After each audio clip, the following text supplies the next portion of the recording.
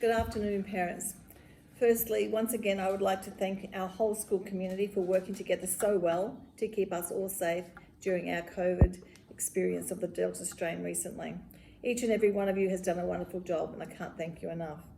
As you may be aware, yesterday morning, the Premier announced that thanks to the efforts of people in our affected local government area, and the efforts of those who adhered to the home quarantine requirements, including a number of our staff, from 4 p.m. today, there will be an easing of restrictions. So I just wanted to give you a bit of an update on what that might mean for us here at school.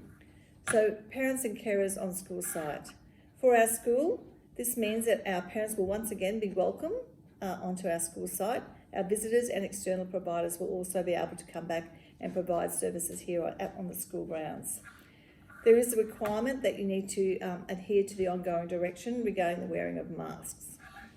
This means masks must be worn by all adults inside school buildings. So if you come to visit the office, please wear a mask, but they may be removed outdoors. If you're outdoors without a mask, you must remain 1.5 metres apart. I think people need to maybe not congregate so closely together as I've seen on occasion. So that means people will be able to bring their children in to the school grounds, and they'll also be able to pick them up in the afternoons. So our pick up and drop off, so we made some different arrangements for the last few weeks where we had our prep and year 1 students being collected at 2:45. We will no longer be doing that. They'll be finishing school as usual at 3 o'clock, and we'll go back to our normal procedures. The morning hasn't really changed very much, and thank you to those parents who are waiting until 8:30 to drop off their children. We don't have any staff on duty until 8:30, and so I'm always a bit concerned about students' welfare and well-being prior to 8:30.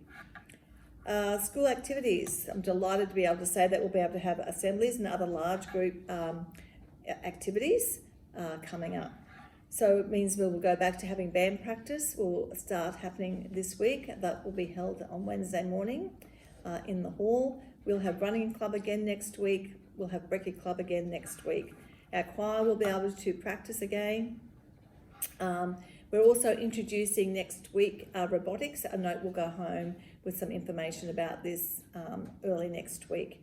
I think there'll be about 6 to 8 children invited to participate in it's an extracurricular after-school activity here provided by Mr. Powell and Mr. Sun. The most exciting thing though is that at this stage anyway, we'll be able to go ahead with our Book Week celebrations in week 10. So that will be held on Wednesday, the 15th of September, in that last week of school. So we've asked your children to put on their thinking caps about what kinds of costumes they might be able to create to go with the theme of old worlds, new worlds, other worlds. So there's lots of scope there for imagination.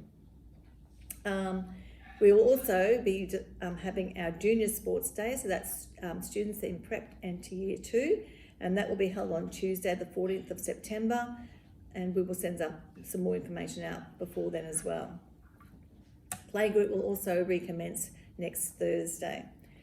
Camps and excursions. So we really didn't know until yesterday afternoon whether we were going to be able to go ahead with our camp for our year 4s, but camps and excursions are now permitted.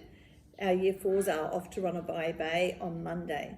Students will need to be at school by 7:30 a.m. I know that's a bit early, but hopefully the kids will get a good night's sleep the night before and be here on time, as the bus will not be waiting for anybody. Visitors and external providers, so sometimes we have therapists come into our school to work with students. They will be able to provide these activities on our school site. They must wear a mask when they're inside the school grounds, but may be removed outdoors if they can actually keep 1.5 metres apart from other people.